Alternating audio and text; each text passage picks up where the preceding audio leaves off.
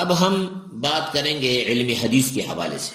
علم حدیث میں دور نبوی میں صلی اللہ علیہ وسلم مختلف اصحاب نے، عبداللہ ابن عمر نے، اس طریقے سے ابو ہریرہ نے، دیگر کئی اصحاب رسول نے رسول اللہ صلی اللہ علیہ وسلم کے احادیث مبارکہ کو یاد کیا۔ عبداللہ ابن عمر رضی اللہ عنہ کو چونکہ لکھنا آتا تھا وہ لکھتے تھے۔ خود ابو ہریرہ رضی اللہ عنہ فرماتے ہیں کہ مجھے احادیث بہت زیادہ یاد تھے، لیکن صرف اتنی سی بات تھی کہ میں زبان یاد کرتا تھا، لکھتا نہیں تھا، اور ابن عمر لکھتے تھے۔ دیگر اصحاب رسول سے جیسا کہ علم حدیث کے علماء جانتے ہیں، ہر صحابی سے جتنے روایات نقل ہوئے ہیں وہ لکھے ہوئے ہیں۔ اس ترتیب سے یہ علم حدیث کا کافی ذخیرہ دور نبوی سے اصحاب رسول کے سینوں میں بھی محفوظ تھا اور لکھ کر بھی گیا تھا۔ اوائل میں رسول اللہ صلی اللہ علیہ وسلم نے علم حدیث کو لکھنے سے جو منع کیا گیا تھا، وہ اس کا اصل مقصد یہ تھا، پہلی کلاسز کی، تاکہ سننے والے سامعین راویان کہیں غلطی سے آیت کی تشریح جو وہی خفی ہے، وہ تشریح وہی خفی ہے، وہی غیر مطلوع ہے، اس کو مطلوع کے ساتھ خلط مت نہ ہو، حدیث قرآن کے ساتھ خلط مت نہ ہو۔ اس لیے کہا گیا کہ قرآن کریم کی جو آیتیں ہیں یہ لکھے، یہ جو ساتھ تشریح ہے حدیث یہ نہ لکھے۔ بعد میں جب کلاس اس پوزیشن تک پہنچی کہ وہ اس فرق کو سمجھ گئے، تو پھر رسول اللہ صلی اللہ علیہ وسلم نے حکم دیا کہ اب آپ لکھ سکتے ہیں اور اس میں کوئی حرج نہیں، اکتب ولا حرج۔ تو اس زمانے سے لکھ۔ اب کتابی شکل میں ابو ہریرہ رضی اللہ عنہ کے شاگرد نے بھی ابو ہریرہ رضی اللہ عنہ سے کئی روایات نقل کیے تھے، جو ڈاکٹر حمید اللہ صاحب کی تحقیق میں فرانس سے وہ نسخہ موصول ہوئی اور اس میں اس کو ٹیلی کیا گیا بخاری سے، تو وہ بالکل صحیح ثابت ہوئے، اور وہ حدیث کا علم حدیث کا وہ نسخہ رسول اللہ صلی اللہ علیہ وسلم کے اصحاب کے زمانے سے جو لکھا گیا تھا وہ ہمارے ہاں صحیفہ صادقہ کے نام پہ بھی اس طریقے سے کئی نسخے ملے ہیں جو رسول اللہ صلی اللہ علیہ وسلم کے زمانے کے تھے۔ بعد کی کتابوں کے ساتھ، اس کی حدیث کی کتابوں کے ساتھ جو اس کا موازنہ کیا گیا، اس کو بالکل صحیح پائے گئے۔ یعنی اس سے یہ ثابت ہوئی کہ بعد کی کتابیں جو ہیں یہ صحیح ہے، یہ نہیں کہ وہ نسخے صحیح کے غلط، وہ تو تھے ہی صحیح، لیکن بعد کی کتابوں میں، بعد کے کتابوں سے کا جو ہم روایت نقل کرتے ہیں، بخاری، مسلم، ترمذی، یہ روایت بالکل صحیح ہے، درست ہے۔ تو بخاری صحیح ستہ سے پہلے دو کتابیں، حالانکہ بہت ساری کتابیں ہیں، ایسی نہیں کہ صرف یہ دو، لیکن جو صف اول کی کتابیں مشہور عام ہے صحیح ستہ سے پہلے اور دور حدیث میں بھی شامل کیے گئے ہیں، وہ ہے معطئین، یعنی دو معطا امام مالک اور معطا امام محمد۔ امام مالک رحمہ اللہ درس حدیث دیتے تھے، اور انہوں نے جو حدیث کا نسخہ خود تیار کیا تھا اس کو اپنے شاگرد یحییٰ کے حوالے کیا، اور اس کا نام ہے معطا امام مالک۔ دوسرا معطا امام محمد، یہ امام محمد جو ہے محمد بن حسن الشیبانی ہے، جو امام ابو یوسف کے کلاس فیلو تھے، اور اس کو صاحبین میں شمار کیا جاتا ہے۔ صاحبین میں امام ابو یوسف ہے تو یہ محمد بن حسن الشیبانی بھی ہے۔ یہ امام ابو حنیفہ کے شاگرد تھے۔ ابو حنیفہ رحمہ اللہ کے وفات کے بعد محمد بن حسن الشیبانی مدینہ گئے اور امام مالک رحمہ اللہ کے شاگرد بنے۔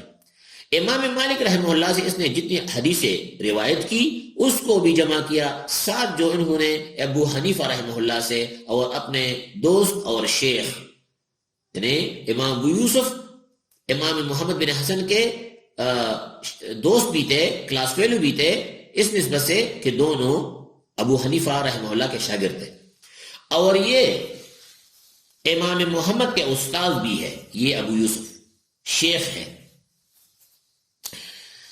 تو معطا امام محمد میں امام محمد بن حسن الشیبانی نے وہی امام مالک سے نقل کردہ احادیث نقل کی، ساتھ امام ابو حنیفہ اور امام ابو یوسف سے جو حدیثیں نقل کی ہے، جو اقوال نقل کی ہے، وہ بھی اس میں درج ہے۔ دوسری بات یہ کہ امام محمد بن حسن الشیبانی نے 3 سال گزارے ہیں امام مالک رحمہ اللہ سے علم حدیث سیکھنے کے لیے، تو یہ ایک جزئی فضیلت بھی امام محمد کی تصنیف معطا کا معطا امام مالک پر ہے۔ بہر صورت دونوں کو معطئین کہا جاتا ہے۔ معطئین سے مراد موطا امام مالک اور موطا امام محمد ہے۔ اب جو مشہور عام کتابیں ہیں صحاح ستہ کے نام سے جو موسوم ہے، صحاح ستہ صحیح چی کتابیں، علماء امت نے جتنی تحقیق کی ہے اس میں ان چی کتابوں کو اٹھایا گیا، اور اس چی کی عدد کی وجہ سے اس کو ستہ کہا جاتا ہے، 6 صحیح کتابیں جس میں صحیح روایات کی اکثریت ہے۔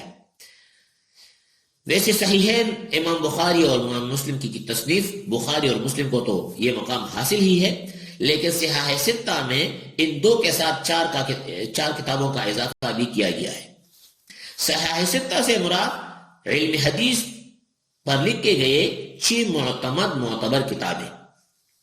باقی اہل علم جانتے ہیں کہ ان صحیحین بخاری اور مسلم کے بعد کی کتاب میں کتنے صحیح ہے اور کتنے حسن ہے اور کتنے اس سے درجے کے بھی نیچے ہے، کتنے، وہ اہل علم کا میدان ہے اور فن رجال کے علماء محدثین اس کو خوب جانتے ہیں۔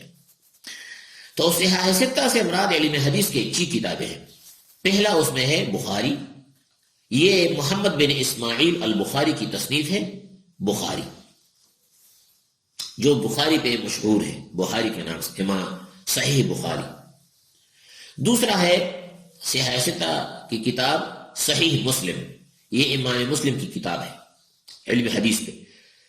تیسرا ہے سنن ترمذی، سنن اس کی علم حدیث کی اس کتاب کو کہا جاتا ہے جو ترتیب فقہ پر ہو، جیسا کہ فقہا کی کتاب میں پہلا کتاب الطہارت ہے، اس طریقے سے علم حدیث کی جس کتاب میں کتاب الطہارت سے ابتدا کی گئی ہو اس کو سنن کہا جاتا ہے۔ سنن میں ایک مشہور قول یہ ہے۔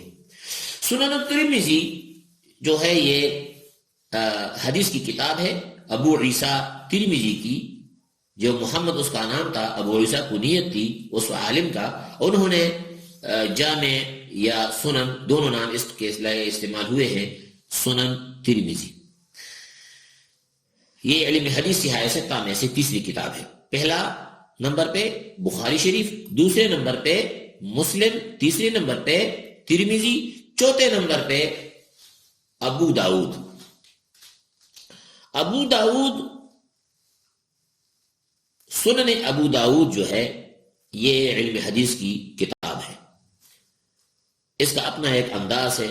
علماء احناف زیادہ تر اس کتاب سے استفادہ کرتے ہیں اپنے مسلک کے ادلہ کے حوالے سے۔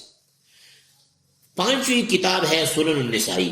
سنن النسائی کے شرائط بڑے سخت ہے، اس لیے اس میں احادیث کی تعداد کم ہے، اور اس کا جو مقام ہے وہ سنن ابو داؤد سے پہلے نمبر پہ بھی آتا ہے، یعنی ایسا بھی ہے کہ بخاری، مسلم، ترمذی، نسائی، پھر ابو داؤد، اور یہ ترتیب یہ بھی ہے کہ بخاری، مسلم، ترمذی، ابو داؤد، پھر سنن نسائی۔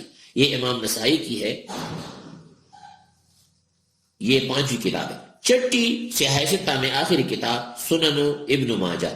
سنن ابن ماجہ محمد بن احمد بن محمد القزوینی، یہ امام ابن ماجہ پہ جو مشہور ہے اس کی کتاب ہے۔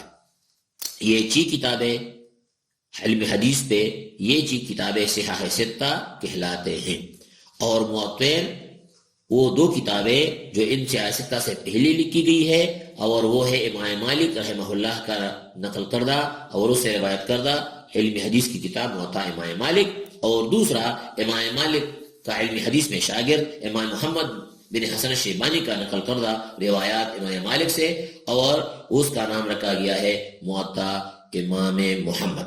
معطل سے مراد علم حدیث کی 2 کتابیں موطا امام مالک اور موطا امام محمد۔ صحاح ستہ سے مراد علم حدیث پہ لکھے گئے 6 کتابیں، نمبر 1 بخاری، نمبر 2 مسلم، نمبر 3 ترمذی، نمبر 4 ابو داؤد، نمبر 5 نسائی، نمبر 6 ابن ماجہ۔